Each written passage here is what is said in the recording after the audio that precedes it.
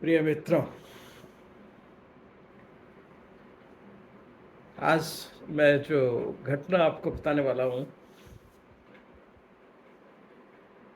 वह 1978 के आसपास की होनी चाहिए। मैं तब तक अपने सब्जेक्ट में असिस्टेंट प्रोफेसर बन चुका था और अचानक मेरे को एक सीनियर रेजिडेंट नेफ्रोलॉजी जिनका नाम DS राणा था और वो शिमला से शायद पास करके आए थे और यहाँ पे DNB करके नेफ्रोलॉजी में या शायद DNB कर रहे होंगे, नेफ्रोलॉजी में सीनियर रेजिडेंट थे। मुझे कभी कभार दिख जाते थे क्योंकि उन्हीं के ग्राउंड फ्लोर पे जहाँ पे उनकी डायलिसिस यूनिट थी उसके नीचे ही हमारा कॉन्फ्रेंस रूम और म्यूजियम था। सो कई बार आते जाते दिख जाते थे।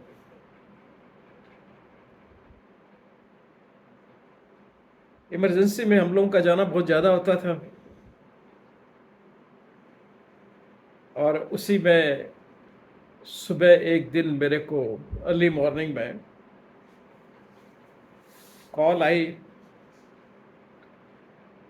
इमरजेंसी डिपार्टमेंट से कि मैं तुरंत वहाँ पहुँचूँ, कुछ घटना एक्सीडेंट की घटना हुई है।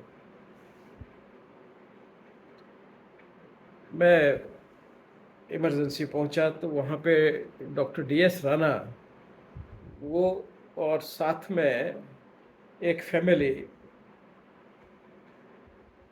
बाहर ही इमरजेंसी डिपार्टमेंट के खड़े हुए मिले। मैं अंदर जाता उससे पहले ही डॉक्टर राणा ने मेरे को कहा कि एक्चुअली उन्होंने एक स्टोरी से बताई मेरे को कि ये दो ट्विन ब्रदर्स हैं। एक ट्विन जो है आइडेंटिकल ट्विन है और एक ट्विन जो है वह उनके पास एडमिटेड है रीनल फेलियर से, यानी कि दोनों किडनी उनका जवाब दे चुकी हैं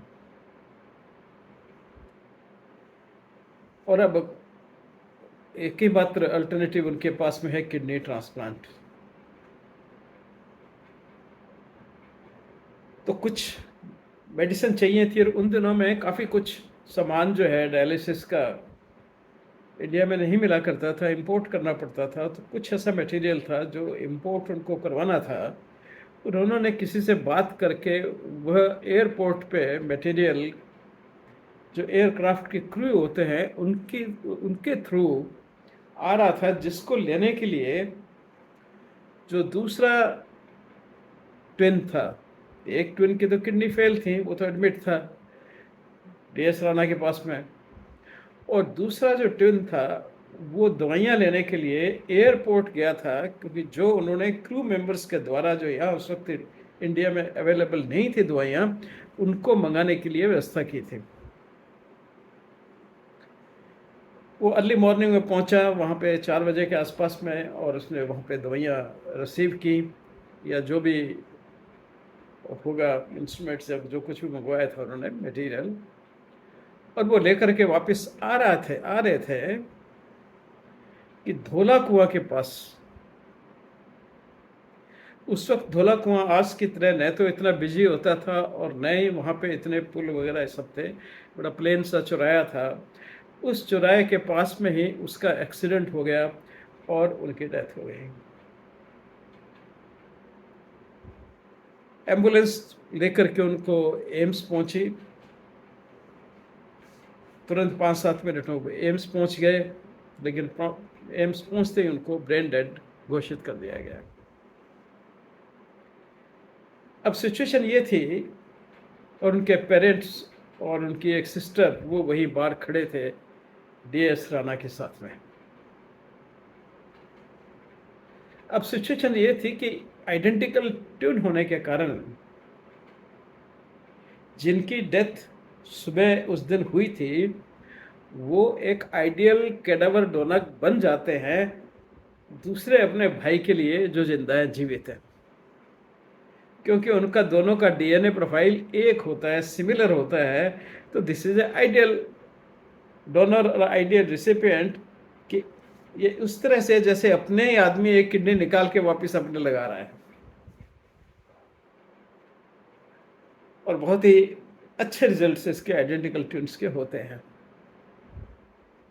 तो इसलिए डॉक्टर राणा के दिमाग में ये आना एक स्वाभाविक था कि क्यों ना इनकी किडनी तुरंत निकाल करके और जो जीवित ट्विन है उसको लगा दी जाए।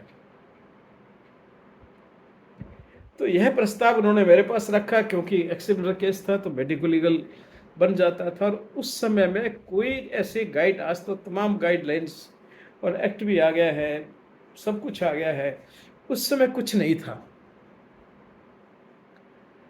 सिवाय इसके कि एक्सीडेंट के केस में पोस्टमार्टम होना जरूरी है। बिना पोस्टमार्टम के बॉडी रिलीज नहीं की जा सकती और तब तक कुछ भी ऑर्गन उससे नहीं निकाला जा सकता। जब पोस्टमार्टम होना है तो आप कोई ऑर्गन उसमें निकाल नहीं सकते। कैडेवर से संबंधित तब तक एकमात्र एक ही हमारे पास में बॉम्बे एनाटॉमी एक्ट होता था, जिसके आधार पे हम सारे निर्णय लिया करते थे। और वो बॉम्बे एनाटॉमी एक्ट बना था जब JJ हॉस्पिटल बना, तो उसमें डेड बॉडीज का डोनेशन स्वीकार करने के लिए। तो जब उन्होंने मुझे रिक्वेस्ट किया, मुझे भी लगा कि हाँ, बात में दम है। यहाँ मैं ये बता दूं कि एम्स में किडनी ट्रांसप्लांट काफ़ी टाइम से होता आ रहा था। डॉक्टर RK धवन थे, वो किया करते थे। उन्होंने 1972 में, मेरे एक दोस्त होते थे प्रोफेसर JM शर्मा, जो कि पोस्टेड थे इस गोवा में, उनके ब्रदर इन लॉ का किडनी का ट्रांसप्लांट भी हमने 72 में डॉक्टर RK धवन से करवाया था, जो बिल्कुल ठीक ठाक थे, उस समय तक ठीक ठाक थे, यानी कि 78 तक भी वो ठीक ठाक थे। तो इसलिए मुझे मालूम था कि डॉक्टर RK धवन वो किडनी ट्रांसप्लांट करते हैं। मैंने कहा ठीक है, मैं जो भी इसमें रिस्क संभव है लूँगा, इट्स वर्थ टेकिंग, अगर वो कर देते हैं तो। डॉक्टर धवन साहब को फ़ोन किया गया, वो आ गए, लेकिन आने के बाद से ही उन्होंने समय की कैलकुलेशन की कि कितने बजे एक्सीडेंट हुआ होगा, लाए होंगे, और उस हिसाब से वो कहने लगे कि मुझे लगता नहीं कि किडनी जो है वो सर्वाइविंग होंगी। फिर भी डॉक्टर राणा ने, जो इमोशनली मुझे लग रहा था जैसे काफ़ी अटैच थे उस फैमिली से, उन्होंने इंसिस्ट किया उनको कि आप इनका किडनी निकाल लीजिए और ट्रांसप्लांट कर दीजिए। RK धवन साहब से मेरी अच्छी मित्रता थी, क्योंकि काफ़ी केसेस में पहले सर्जन्स के और फॉरेंसिक वालों का तो चोली दामन का साथ हुआ करता था उस ज़माने में, और अक्सर दोनों लोगों को कोर्ट भी जाना पड़ता था, क्योंकि उसी केस में उन्होंने ट्रीटमेंट किया होता था, हम ऑटोप्सी वगैरह करते थे। तो इस तरह से उनसे मेरी अच्छी मित्रता, हालांकि मैं बहुत छोटा था, पर बड़े अच्छे व्यक्ति थे, बहुत ही अच्छे व्यक्ति थे वो, तो उनसे मेरी अच्छी मित्रता थी। मैंने भी उनको थोड़ा स्ट्रेस किया, क्योंकि मैं भी तब तक उनकी बातें सुन के थोड़ा सा मूव हो चुका था कि ट्राई तो करनी चाहिए, बनती है। वो एग्री कर गए और बॉडी को हम लोग ऑपरेशन थिएटर में ले गए। वहाँ उन्होंने उस किडनी को निकाला, क्योंकि हमारा किडनी निकालने का तो थोड़ा रफ तरीका होता है, इसलिए हमने उनसे रिक्वेस्ट किया कि साहब आप ही निकाल लो, क्योंकि हमारा ऑब्जेक्टिव तो ट्रांसप्लांट करना नहीं है, खाली उसकी हिस्टोपैथोलॉजी करना या फिर उसकी खाली ग्रोस अपीयरेंसेस देखना, वही उतना ही काम है। तो उन्होंने फिर वहाँ पे थिएटर में सारी व्यवस्था कराई, जो उस ज़माने में थोड़ी सी मुश्किल थी। डेड बॉडी को ऑपरेट करना थिएटर में जाकर के, वो भी एक उस ज़माने में एक डिफिकल्ट काम था, अनएथिकल काम शायद लोग कहते। खैर नहीं हो, उन्होंने गए, जाकर किया, किडनी को निकाला गया, परफ्यूजन फ्लूइड उसमें डाला गया, उसको साफ वाफ करके, तो उन्होंने कहा देखो मुझे चांसेस तो कम लग रहे हैं, फिर भी हम पैथोलॉजी डिपार्टमेंट से बात करके और इनकी पहले क्रायो सेक्शन करके हिस्टोपैथोलॉजी कंफर्म करवा लेते हैं। डॉक्टर एनसी नायक थे, प्रोफेसर ऑफ पैथोलॉजी, उनसे बात की गई क्योंकि मेरा ऑफिस पैथोलॉजी डिपार्टमेंट में ही था, तो कोई दिक्कत नहीं थी उनसे बात करने में, और उन्होंने वो एग्री किए और तुरंत क्रायो सेक्शन के लिए भेज दिया गया।